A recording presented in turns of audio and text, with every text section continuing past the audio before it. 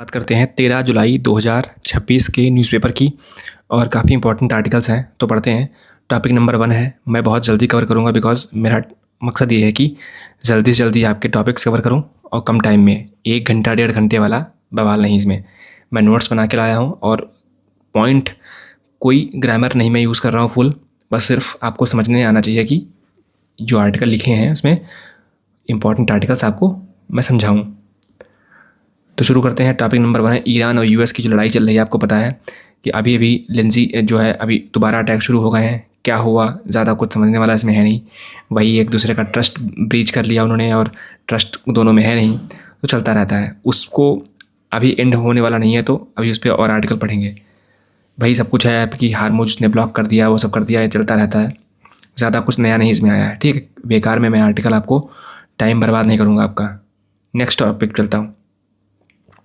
अब चूँकि प्रीलिम्स जब आएगा तो आपको प्लेसेस इन न्यूज़ याद रखने पड़ेंगे, लेकिन अभी चूँकि युद्ध चलेगा ही अनफॉर्चुनेटली, तो आने वाले समय में जब जो है एक मैं कंपाइल वीडियो ले आऊँगा इसकी कि क्या मिडिल ईस्ट में कितनी क्या प्लेसेस इन न्यूज़ हैं, वो सब चीज़ें मैं आपको दिखाऊँगा। अदरवाइज़ इसमें कुछ खास नहीं था इसमें।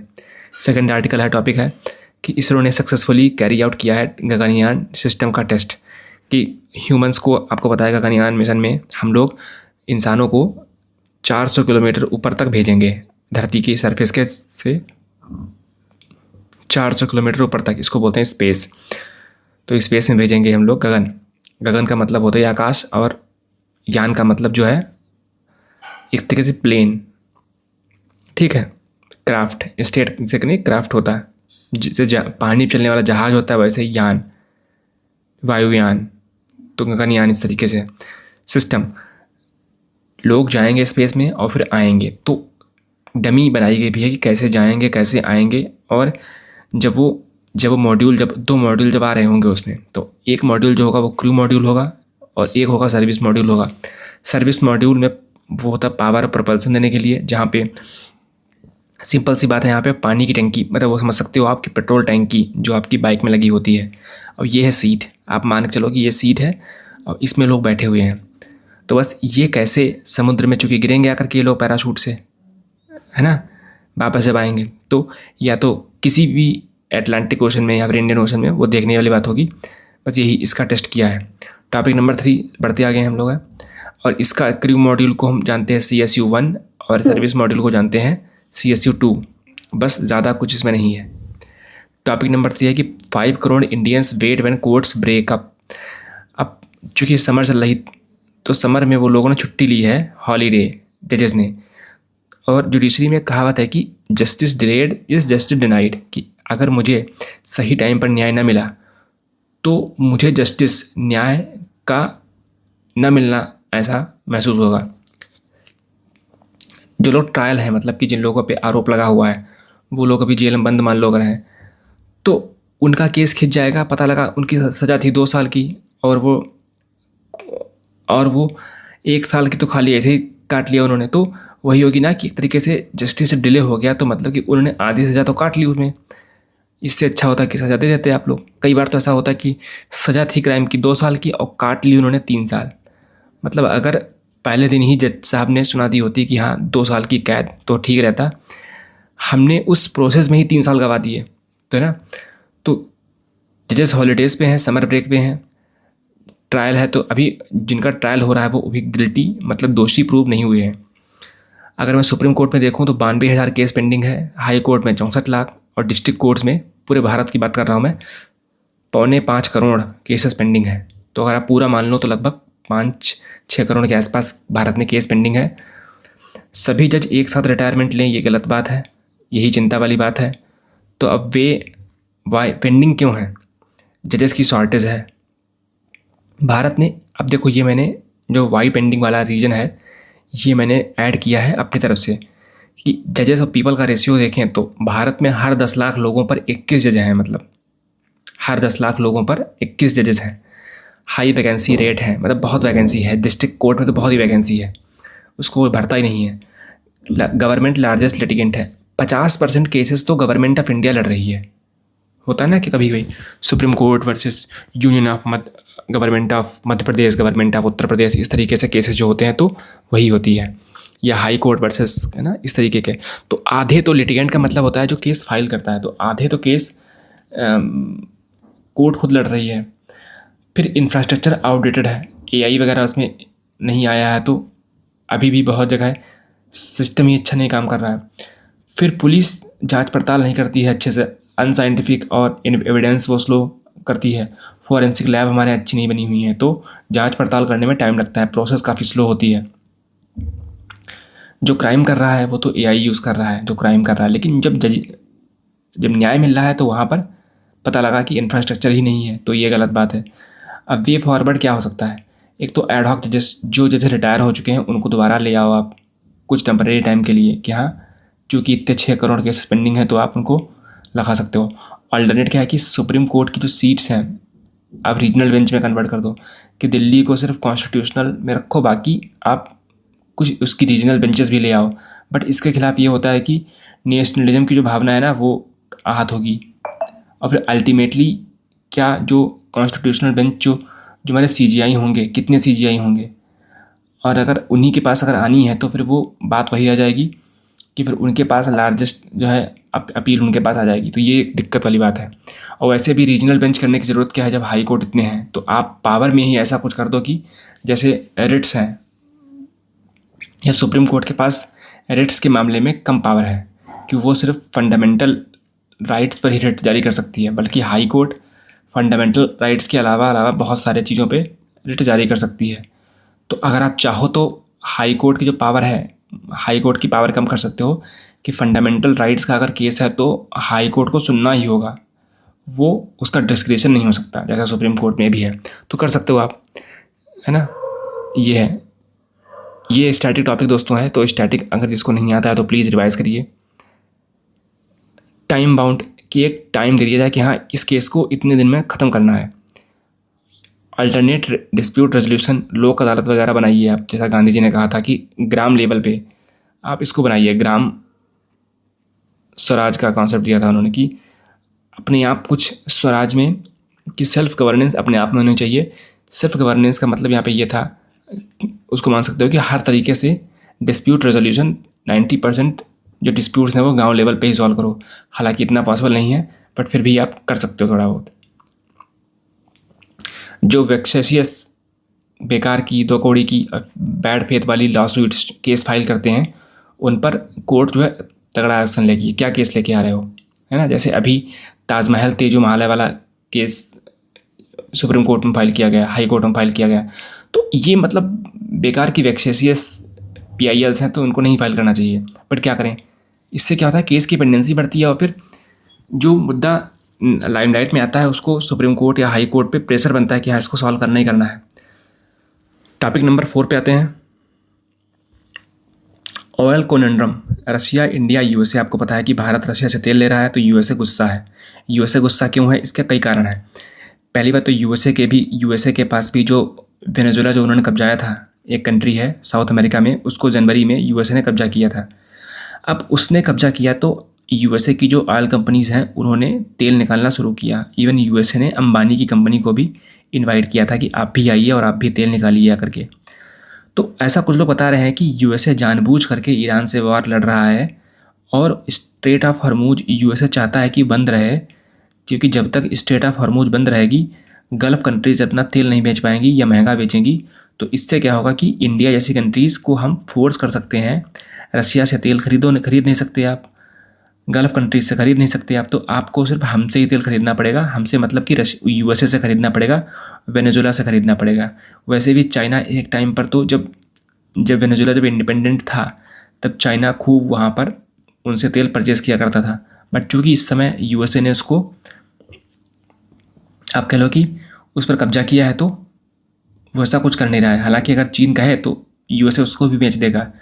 ये यूएसए की हिपोक्रेसी हमेशा से रही है, ठीक है। अब इससे क्या होता है कि तो तेल है, अब भारत में भी अभी भी न्यूज़ आई है कि भारत ने दोबारा से रशिया से तेल जो है परचेज़ करना शुरू कर दिया है, बिकॉज रशिया डिस्काउंट दे रहा है हमको हैवी।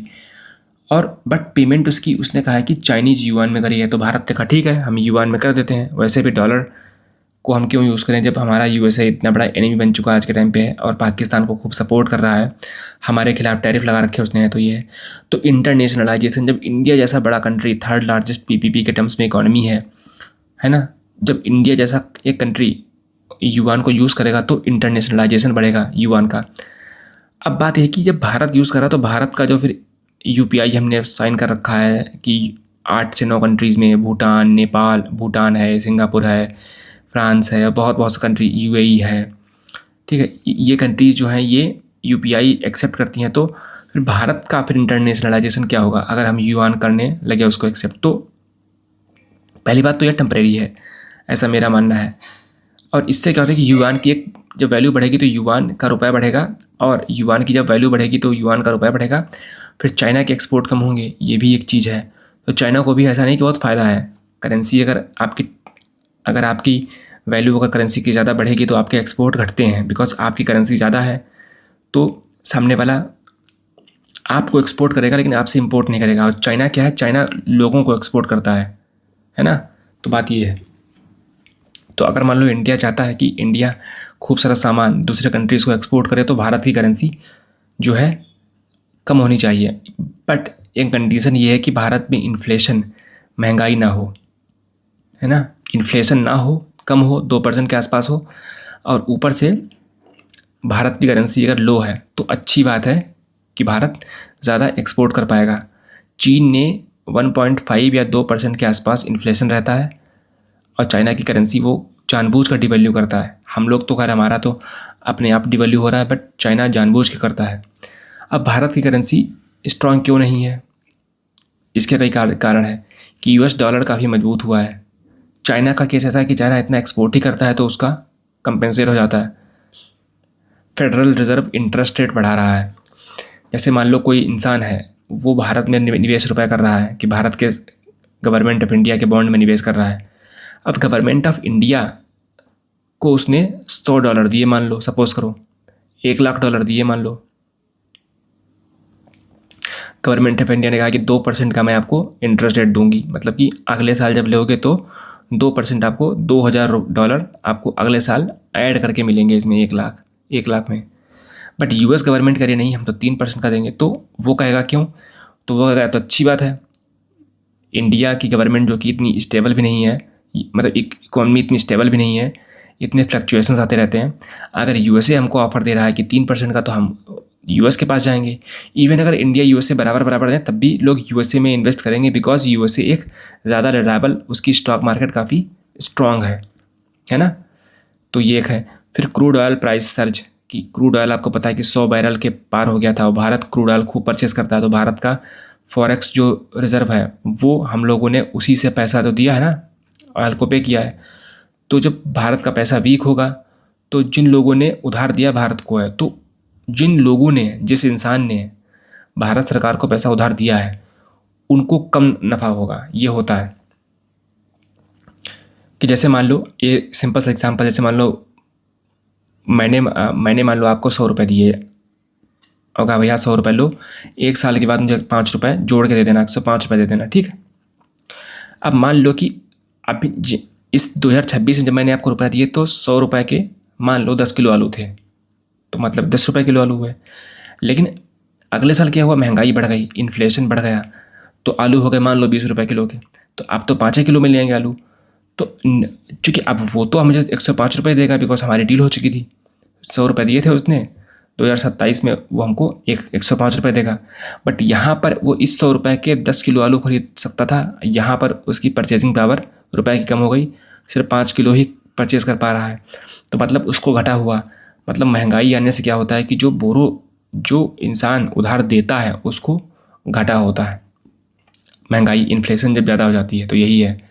क्रूड ऑयल के बढ़ने से महंगाई बढ़ी, बिकॉज क्रूड ऑयल पहले 80 रुपये में था, 60 रुपये में था, तब हमारे यहाँ प्रोडक्शन सस्ता होता था, बिकॉज प्रोडक्शन करने के लिए आपको चाहिए एनर्जी, और एनर्जी तभी आएगी जब ट्रांसपोर्टेशन कॉस्ट कम होगी, है ना। अब ट्रांसपोर्टेशन महंगा है क्यों? रेलवे में उसमें ट्रक वगैरह में, है ना, छोटा हाथी, डीसीएम, इनमें लगता है डीजल जब महंगा है तो ओवरऑल कॉस्ट महंगी हो जाएगी, तो लोगों की सेविंग्स नहीं होगी, तो फिर महंगाई आएगी, है ना। ये एक बात है। Bilateral trade deficit China India, Bharat का ट्रेड डेफिसिट चाइना के साथ बहुत है, लगभग 100-120 के आसपास बिलियन डॉलर्स के आसपास।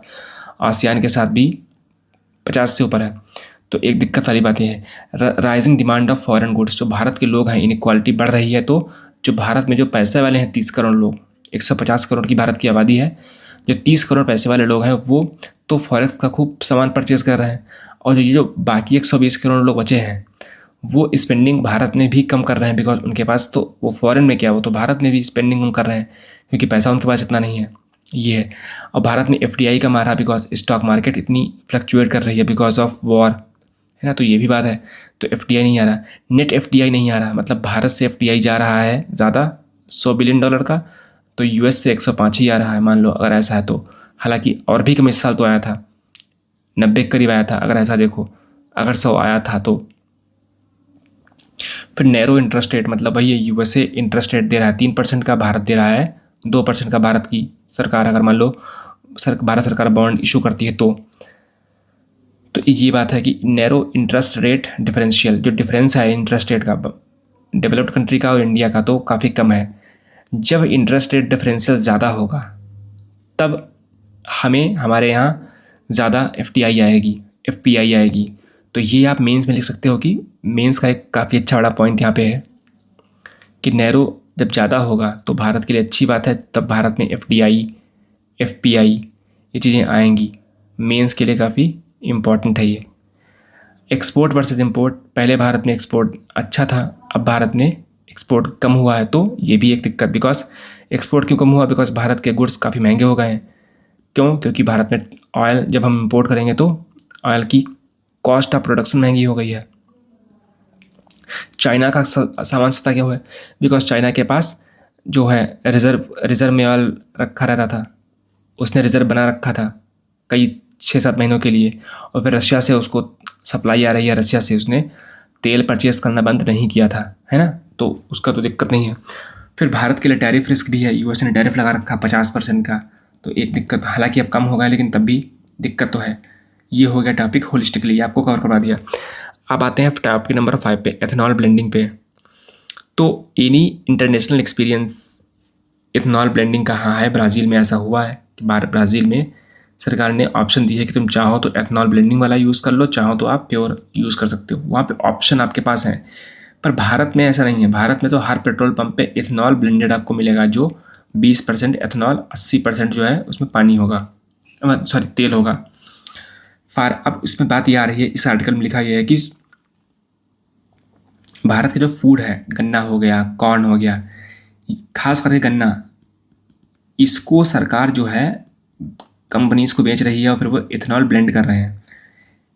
अब ये बात है कि पहले तो शुगर केन जो है वाटर गजलिंग क्रॉप है, कि पानी बहुत लगता है तो ग्राउंड का जो वाटर लेवल है वो कम हो रहा है। अब तो किसान और गन्ना बोएंगे, ठीक है। फिर एक्सपोर्ट जो हम करते थे चीनी को, वो कम हो रहा है। जब एक्सपोर्ट कम हो रहा है तो भारत के पास फॉरेक्स कम आएगा। तो आपसे ये वाला जो लॉजिक है यहाँ लगा सकते हो, क्योंकि भारत ने चीनी बैन लगा दिया है तो भारत का फॉरेक्स कम होगा, तो भारत के पास डॉलर्स कम आएंगे। जब भारत चीनी बेच नहीं पाएगा इंटरनेशनल मार्केट में, यूरोप में, तो वो लोग फिर वैसे डॉलर में पे करते। बट अब जो क्या है, अब गडकरी जी ने अपने बेटे की कंपनी बचाने के लिए ये तो कुछ तो करेंगे वो, तो उन्होंने क्या किया है कि एथेनॉल बना करके और जो है ये करवा करके एक्सपोर्ट रुकवा दिया है, बैन करवा दिया है उसका, चीनी का। कि अब चीनी आप एक्सपोर्ट नहीं कर सकते हो। चीनी एक्सपोर्ट नहीं कर सकते हो तो आपको फॉरेक्स मिलेगा नहीं। जब फॉरेक्स नहीं मिलेगा तो आपका फॉरेक्स कम होगा। एक्सपोर्ट आप कम कर रहे हो, इंपोर्ट कंपैरेटिवली ज़्यादा बढ़ रहा है, तो ये डिफरेंस है, कम हो रहा है। ये बुरी बात है। भारत को एक्सपोर्ट ज़्यादा करना चाहिए था बट कर नहीं रहे हैं। फिर गाड़ी भी माइलेज कम दे रही है।